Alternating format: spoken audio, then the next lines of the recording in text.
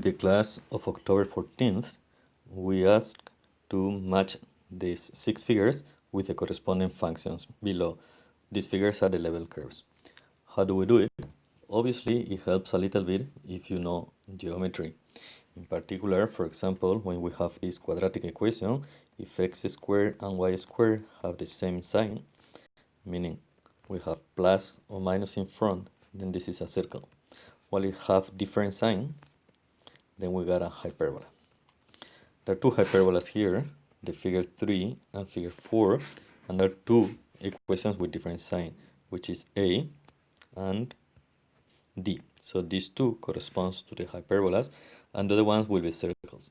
You can also see the circle, for example, by taking the last of the functions here, or E, for example, E, not the last, f of xy, put a level curve. This equals to constant c, so this means c is x minus 1 squared plus y minus 2 squared square root. Now, if we square both sides, we get c squared is equals to x minus 1 squared plus y minus 2 squared. This is a circle. It's a circle center at the point 1, 2, and radius, well, the absolute value of c. Well, c has to be positive, otherwise it doesn't make sense. So the radius c assuming to be positive. So we can assume in all these figures, this big red dot mark here, let's see if it changes colors, green, this point here, for all the figure is the point 1, 2. And therefore, the intersection with the x-axis is the point 1, 0. So let's see what values this function takes at the point 1, 0, all the functions. Let me erase this part here.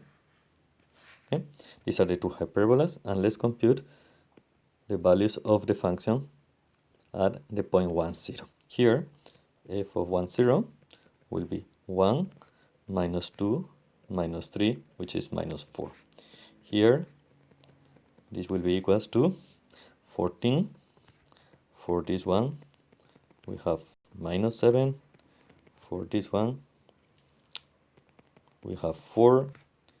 This one will be 1 minus 1 squared is 0, and 0 minus 2 is 2 squares, so this is 0 plus 2 square root, that's equals to 2, and this is equals to minus the same square root minus 2. Observe these two are opposite in sign of each other. So here we have the 2.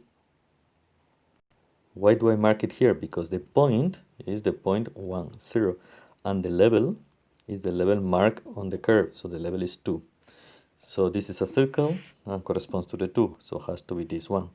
And this here, so we have this corresponds to case E. And this thing here, if you check carefully, this is the opposite of case 2. You see it goes 0.5 here, 1, 1.52, and minus, minus, minus, minus, which is this minus here, so this should be F. Okay, how about the two hyperbolas? So this is minus 4 on the x-axis, and this is equals to 4. So let's see, this one is decreasing to 0, taking its value 0, minus 1, minus 2, so this one is minus 4, so this should be A.